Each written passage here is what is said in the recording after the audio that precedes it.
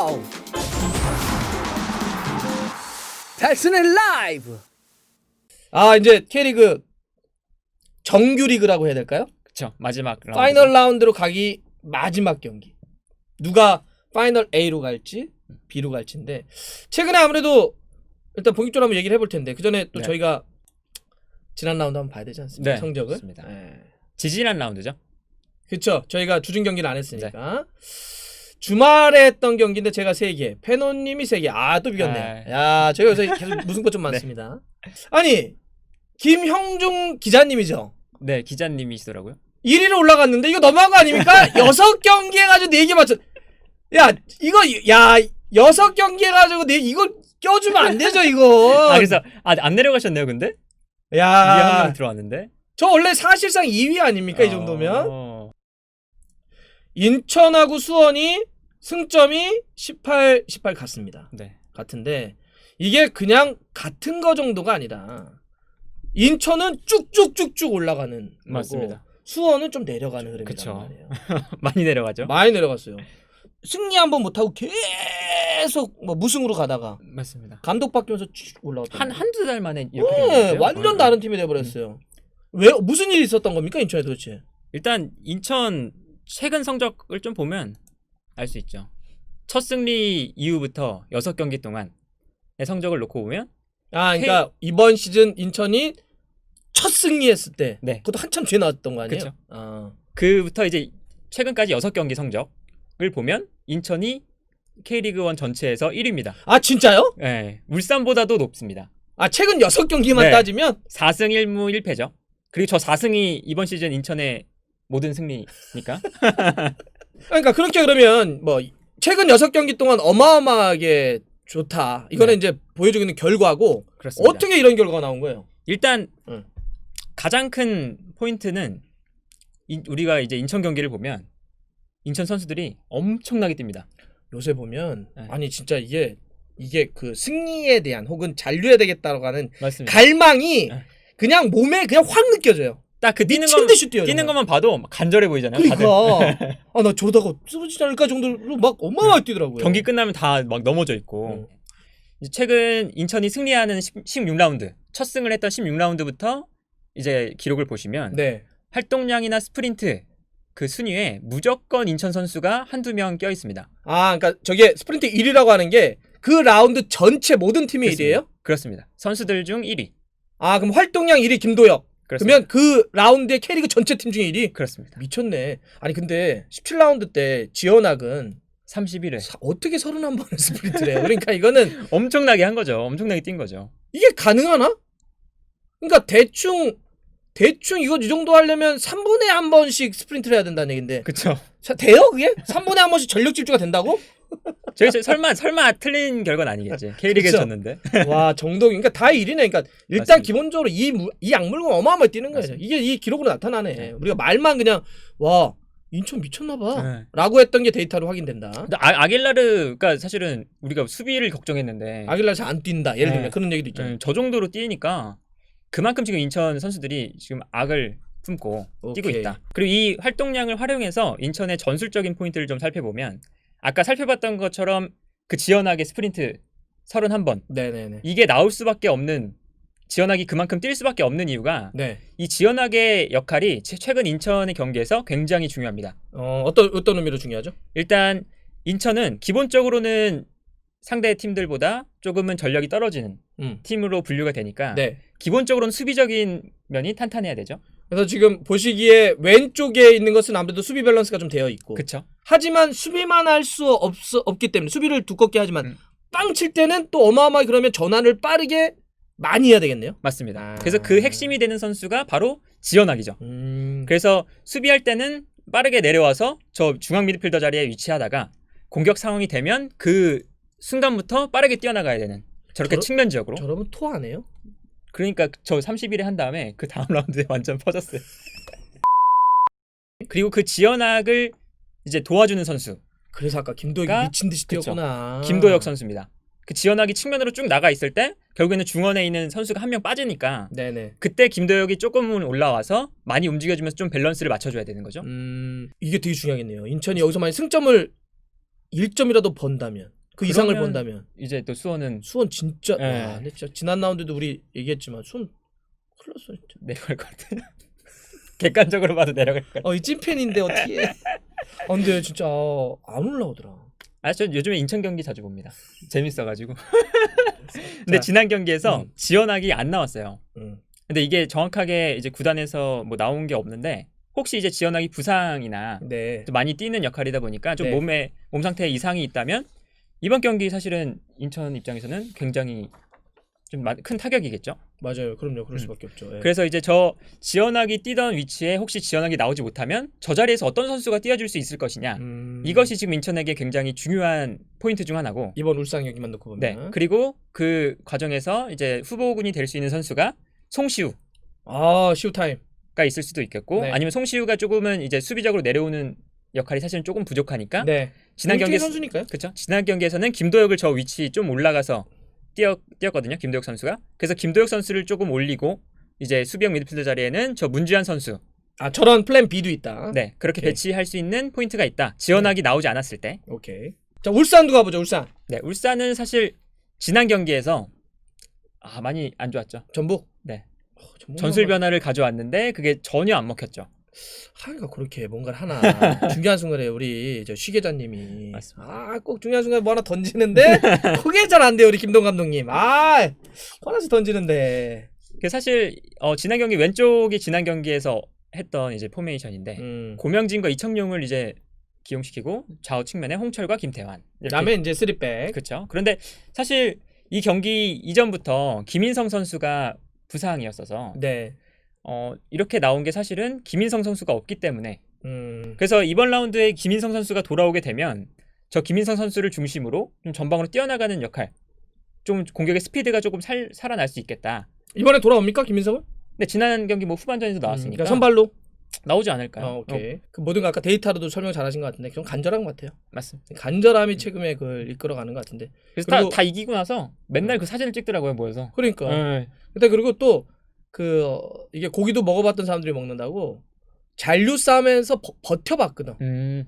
난 그게 지금 나타나는 것 같아. 근데 수원은 얼마나 충격적이었어. 맞아. 그런 경험이 없어. 우리가 여기까지. 당황하고 있는 수원과 이런 걸 경험해봤던 인천이 이렇게 부닥치는 것 같아. 막판에 지금 인천이 그런 힘이 있는 것 같은데. 자, 좋습니다. 그러기 위해선 요 선두 울산하고의 인천 요 중요할 텐데 누가 이길지 가겠습니다.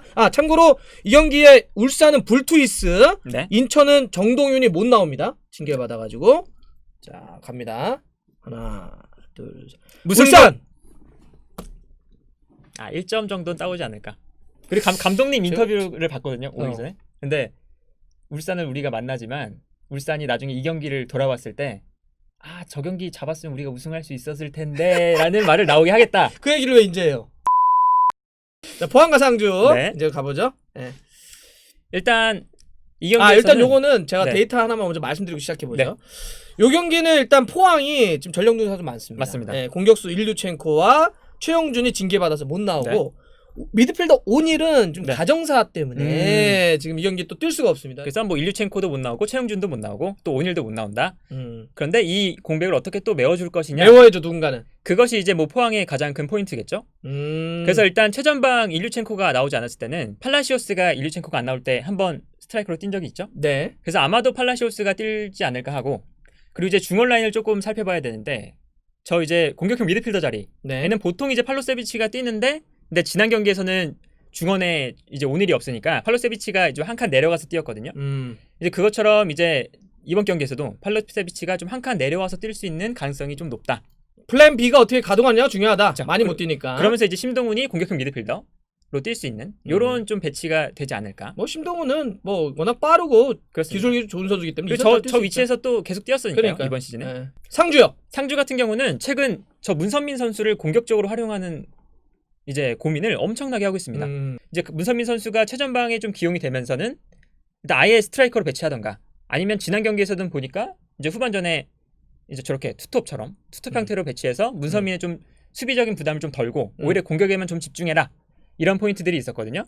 그래서 이번 경기에서도 저 문선민 선수의 수비 부담을 어떻게 줄여줄 것이냐. 그래서 왼쪽처럼 스트라이커처럼 사용하든가 아니면 오른쪽처럼 투톱처럼 활용하든가. 근데 상주는 무슨 포인트를 얘기하려고 하냐면 여기는 경기마다 라인업이 확확 맞아요, 바뀌어서 맞아요. 사실 누가 나온다고 얘기하기가 어려워요. 우리 펩테완 감독이 정말 이 어마어마하게 선수 폭이 바뀌기 때문에 막 맞아요. 누가 오늘 막 전 나온다고 보면 막 반 이상이 바뀌어 있고 네.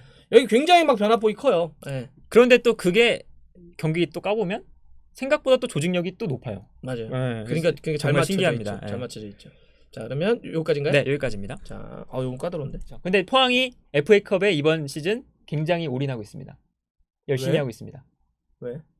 모르죠. 거로 그거. 아침 가려고? 모르죠. 이것도 그거. 순위 되는데? 근데 이제 보면 생각을 해보면 어서 아니, 약을 아니, 팔아! 아니, 생각을 해보면 3위, 4위잖아요. 네. 포항이 4위를 해도 괜찮아요. 상주가 어차피 안 나가니까.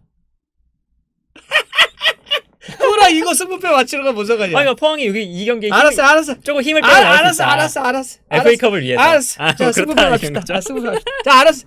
자, 포항 상주. 자, 하나, 둘, 셋. 포항! 상주! 내가 상주 가준다, 내가 진짜. 아이! 자, 이정엽 선수가 이번 경기에 나올 수 있느냐가 부산에 사실은 공격을 진행하는데 굉장히 중요한 포인트겠죠. 이정엽 선수가 없을 때 사실 공격이 거의 안 되더라고요. 너무 답답해. 예. 그래서 이제 다음 장면 보면 보통 이제 사실은 이정엽이 내려와서 패스를 받아주고 이동준이 빠르게 나가는 공간을 향해서 좀 연계를 해주는 이게 사실은 부산의 가장 이제 정형화되어 있는 패턴 중 네. 하나였는데 저 두 선수가 이번 경기에 둘 다 못 나오면 이제 이 부산이 어떻게 공격을 풀어나가야 할 것인가. 그런데 이제 저 이동준 선수가 안 나오는 게 굉장히 부산에게 아쉬운 이유는 저 지금 이제 전북의 왼쪽 측면 수비 김진수가 중동 가면서 저희가 사실 흔들렸죠. 그렇죠. 그래서 그나마 최근에 최철순을 왼쪽으로 돌리면서 약간 변화들이 있는 거고. 그렇죠. 그런데 이제 저 최철순 선수도 사실은 수비적으로 그냥 지공 상황에서는 문제가 전혀 이제 없는데 이제 스피드 싸움을 할 때는 굉장히 또 아쉽습니다. 그래서 네. 광주와의 경기에서는 그 이제 엄원상 선수가 득점을 할 때 그냥 엄원상 최철순 이 스피드 경쟁이었는데 거기서 이제 완벽하게 지면서 출점을 했잖아요. 네. 그래서 그만큼 이제 스피드에 조금 아쉬운데 이동준이 못 나온다. 네. 뭐 김문환 선수를 사실은 공격적으로 활용해 보는 것도 해봄직만하고 그리고 뭐 김승준 선수가 나올 수도 있고요. 그리고 전북 같은 경우는 지금 손준호 선수가 못 나온다는 게 네. 사실은 이 부산이 사실은 좀 수비적으로 나올 게 예상이 되잖아요. 그 과정에서 지공으로 풀어 나가는데 굉장히 좀 치명적인 결장이다. 손준호 선수가 사실은 저기서 수비적인 역할도 많이 하지만 저기서 이제 손준호가 중요한 역할은 바로 이 좌우 측면으로 볼을 뿌려주는 역할이죠. 그렇죠. 그러니까 손준호가 사실 뭐 우리가 아주 클래식한 수비형 미드필더로 막 전투적으로 그쵸, 부닥치는 유형이 아니니까 이 선수는 아무래도 좀 볼을 지킨다든지 열심히 뛰는 거로 좀 하는 선수니까 그쵸. 그런 역할이 좀 문제가 생길 수 있다. 그래서 이제 손준호가 좌우 측면으로 볼을 뿌려줄 때 저 한교원과 바로우가 뛰어나가는 것 이게 사실은 전북에게 그나마 이제 전북이 좀 공격을 풀어나가는 방법이었는데 이번 경기에 손준호가 없다면 저 위치에서 저 패스를 좀 자연스럽게 만들어줄 선수가 누가 있을까? 자 여기서 갑니다. 전북과 부산. 자 전북과 부산. 네. 자 갑니다. 손준호가 빠졌네요. 자, 그렇죠. 자 손준호가 빠졌어요. 자 갑니다. 하나 둘 셋. 전북. 네. 자 똑같아 둘이? 똑같구나. 네, 점수가 똑같습니다. 자 성남과 광주인데 두 팀이 승무패 똑같습니다. 네. 네. 그리고 요거는 두 팀은 아무래도 지금 파이널 A로 올라갈 수 있는 확률은 남아 있습니다. 네. 가능성은. 그래서 일단은 이 경기를 서로가 이기고 봐야죠. 그리고 또 사실은 이 인천이나 수원하고 점 차이가 많이 안 나요. 지금 최하위 수원과 인천이 18점. 18점이라면 둘이. 그럼 4점 차야? 그렇죠. 야 모르는구나. 네. 그래서 이 저 팀들은 B에 이제 이제 하위 스플릿에 가면 모르는 거예요. 다들 모르는 박 거예요. 터지네. 그래서 무조건 A로 가야 되는. A로 가야 A야 네. 뭐 이제 아무리 해도 6이니까. 그래서 어떻게든 지금 A로 가고 싶어하는 팀들의 경기죠. 아 됐어요. 전 저 결정됐어요. 자 뭐 하실 말 없어요? 물타기 할 거? 아 윌리안이 복귀한다. 왜? 예, 네. 알고 있다니까. 나상호 연속골. 알았어요. 예. 그런 거야지. 그런 데이터는 의미 없어. 자, 갑니다. 예. 네. 성남과 광주. 하나, 둘, 셋. 광주! 승부. 오. 아우 기성용 또 다쳤어. 네, 지난 경기에서 기성용이 빠졌죠. 부상으로. 이거 조금 걸릴 것 같은데. 그래서 서울 같은 경우는 기성용이 일단 없을 때 어떻게 공격을 풀어나갈 수 있을 것이냐가 가장 큰 포인트일 것 같아요. 그 역할을 조금 해줘야 되는 선수가 사실은 저 오스마르겠죠? 아무래도 기성용 선수 역할을. 네. 근데 이제 오스마르가 사실은 막 롱패스를 막 엄청나게 뿌려주는 선수는 또 아니다 보니까 기성용이 있을 때보다는 사실은 좀 더 이제 미드필더 네. 좀 더 한 칸 앞선에 있는 한승규나 정현철에게 짧게 패스를 해주고 그래서 저기서 이제 패스가 나가는. 그 친구들이 이제 기성용 선수의 롤을. 그렇죠. 근데 사실 뭐 기성 선수가 뛴 거보다는 안 뛴 경기들이 훨씬 더 많으니까. 그쵸. 예, 뭐 기성 선수가 물론 이거는 좀 안타까운 소식이지만 좀 뭐 그게 큰 문제가 될까 이런 생각이 들기는 해요. 아주 현실적으로는. 예.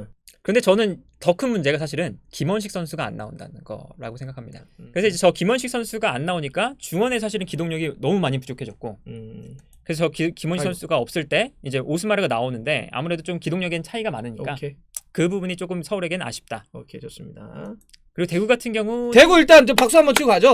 예, 왜냐하면 힘들었었는데 200승 했습니다. 맞아. 정말 참가 아홉수라고 하는 게 아니 하나가 안 오르다 그러고 브라질 친구들도 아홉수가 있나요? 그죠?